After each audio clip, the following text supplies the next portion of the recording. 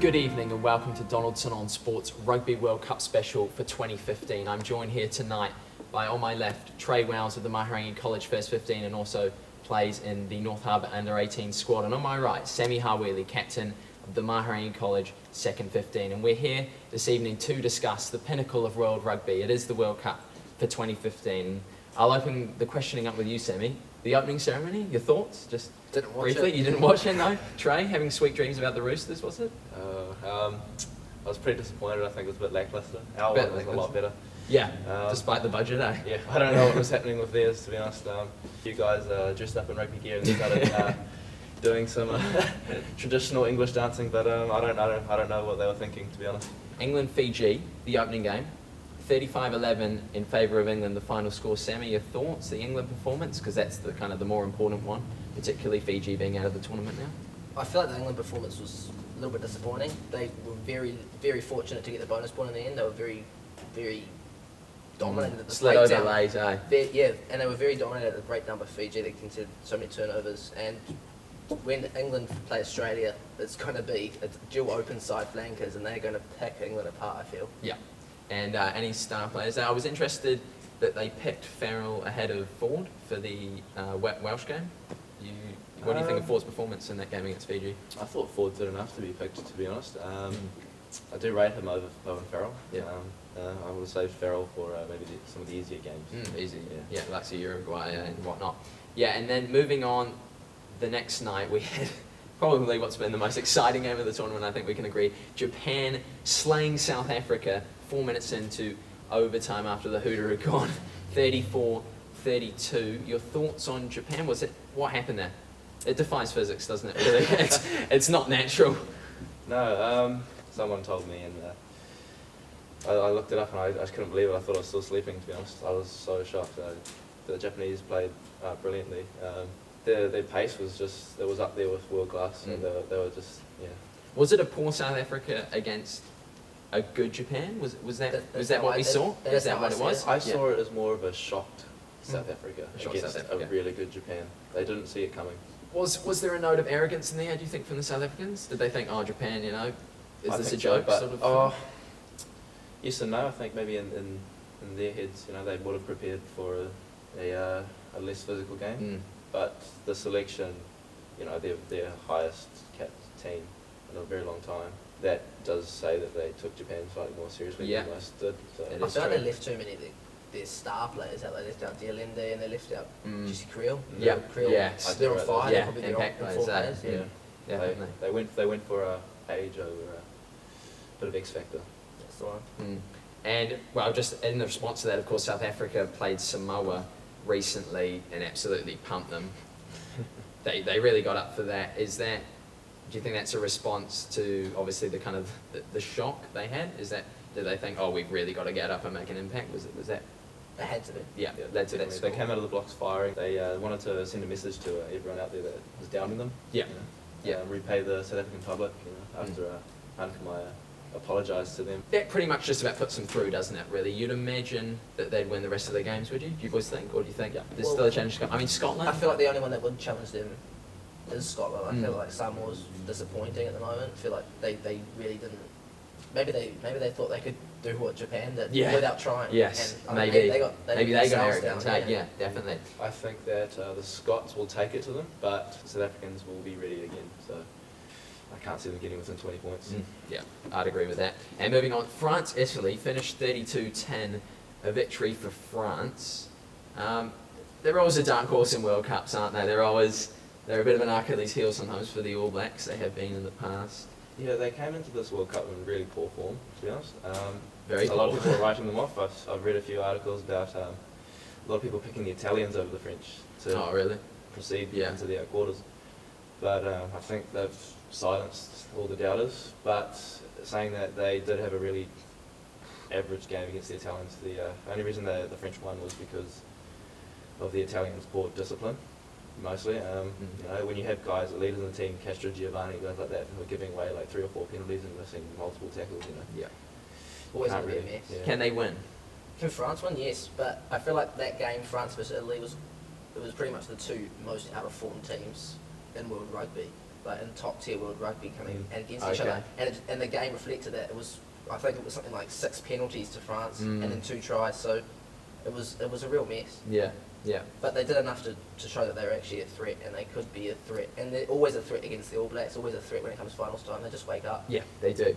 And we'll quickly discuss, because this will be pivotal, I think it's the last day of the group stage is France-Ireland.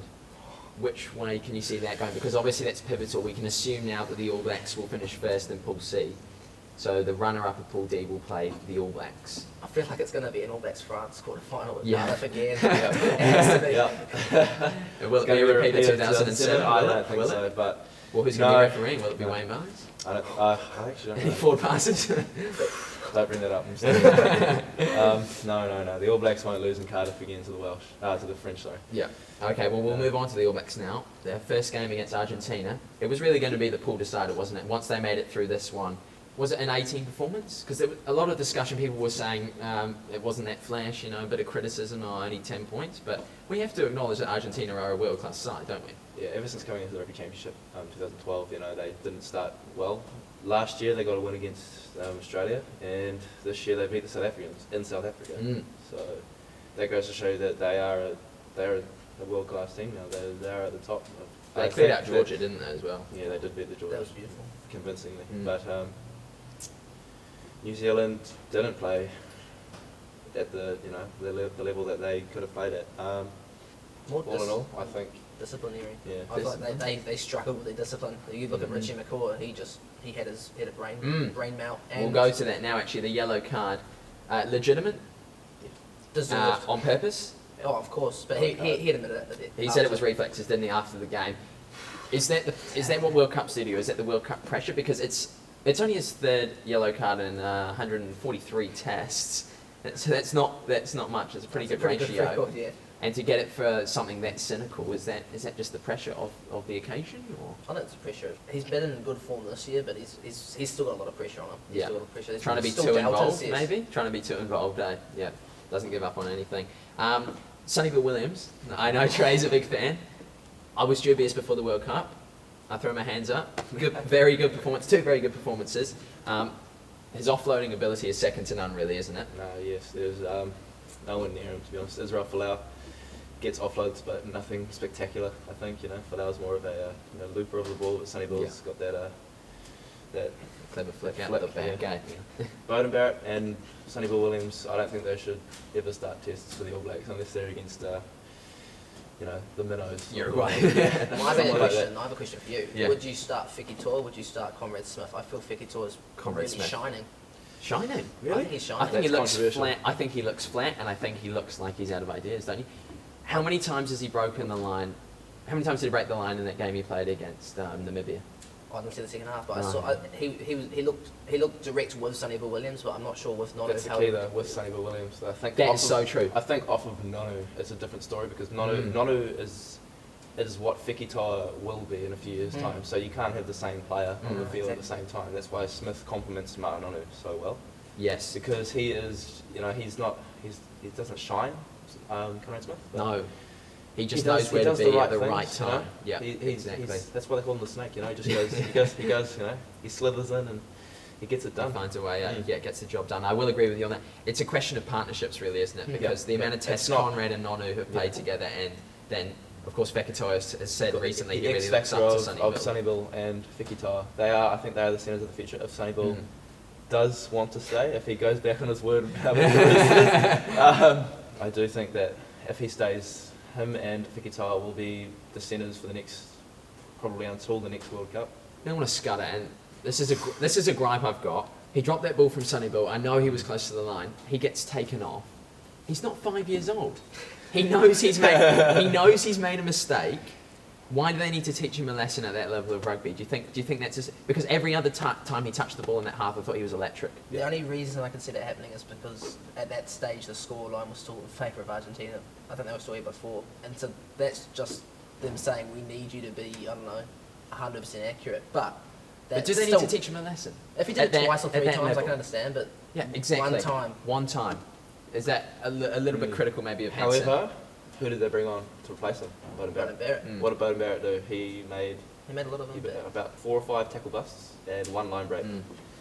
I read somewhere that it's not a game of the 15 anymore; it's a game of the 23. You know, subs, you don't have subs for injuries and poor form. You bring subs on to cut the game apart. You know? Exactly, and I'll come back to that comment now. Actually, Fiji England, that game really showed it. It was a battle of the subs in the end, wasn't it? Because England were nowhere. Yeah, I don't think the Fijians would have won if the English hadn't have brought on both subs. But I think it would have been a lot closer than I think it would have 35 to 11. Yes, definitely. It would have, it would have only been, let's say, 25, 20 something. The Fijians don't have a lot of depth. I think it's quite concerning there. In some positions they would have, in like a normal team, they would be like a fourth string player and they're starting, Yeah.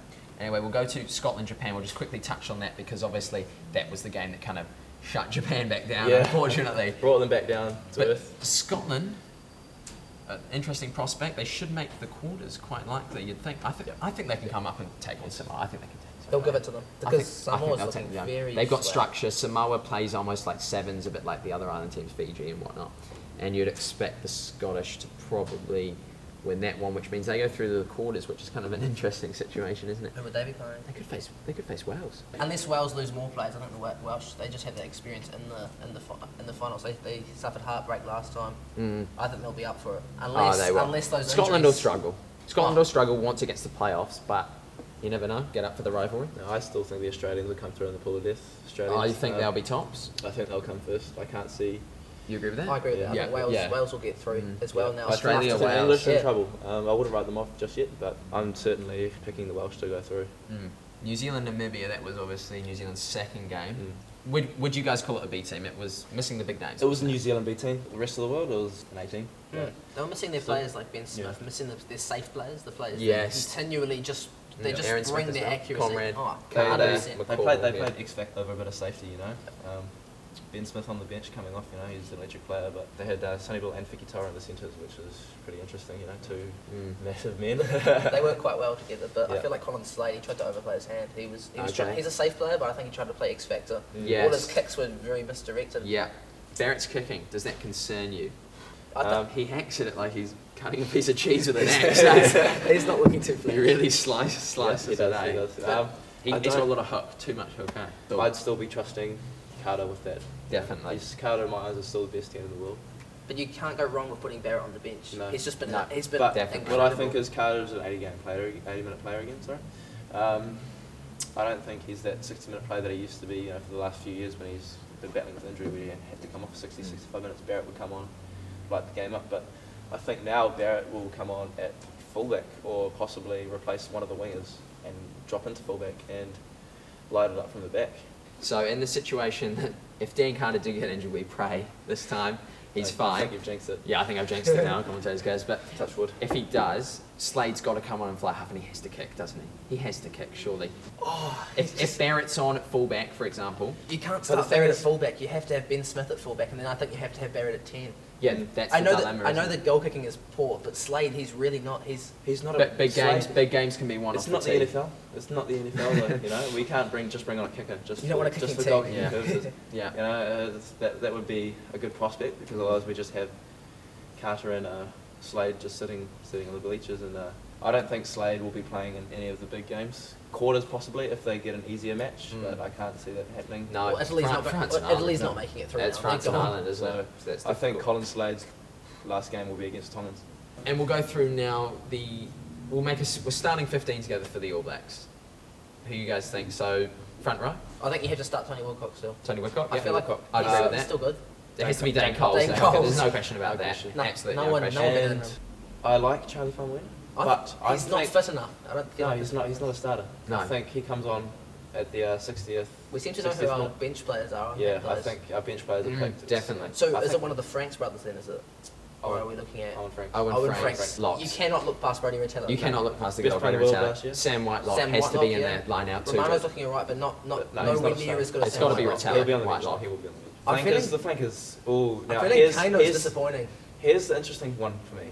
Vito hasn't really been outstanding. He's dull as dishwater, really, isn't he, most of the time? I feel like he's been good, but solid. That's the Super Rugby. This tournament. Yes. I thought he has played outstandingly so far in those those couple of games at number 8. No, he played really well, and I think I don't think he'll admit it, but I think his position is number 8. He won't get to play there, obviously. Reid has to start, and Reid and Richie, they pick themselves. I feel like definitely. They could mistrain him for a month. Well, if Vito can't start at 8, he's not going to start at 6. I think Kano has to start at 6. Yeah. Because I think he's a better 8 than he's a better 6. You agree with that? Okay. Yep. Halfback. We don't need Aaron Smith. And Andrew Ellis. After the Namibian game, I feel like Tawera Kabalo might actually be the second start. Second choice.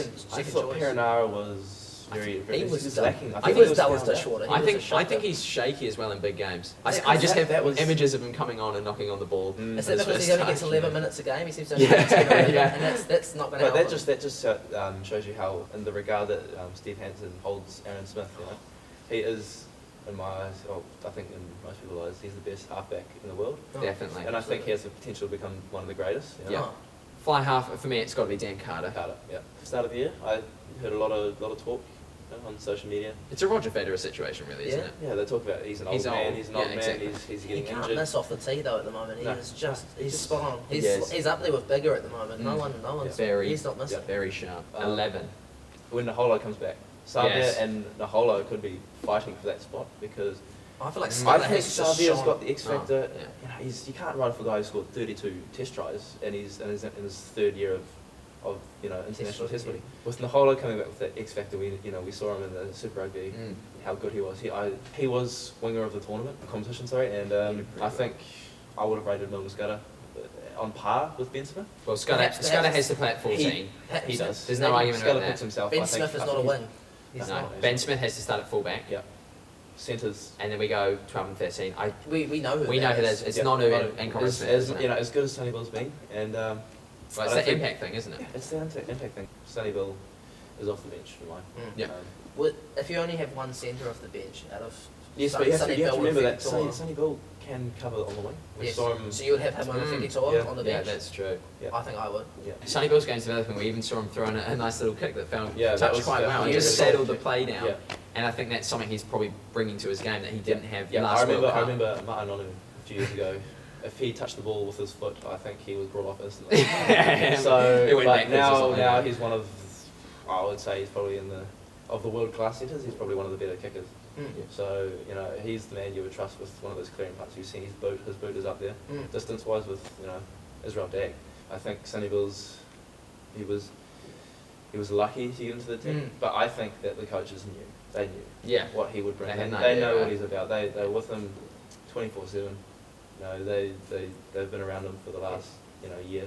That concludes our Rugby World Cup coverage for 2015. Thank you very much to Trey Wells, of course, on my left, and Sami Hawili on my right. We hope you enjoyed the video. Make sure you like the Facebook page and, of course, the YouTube channel. Thanks very much for watching. Good night.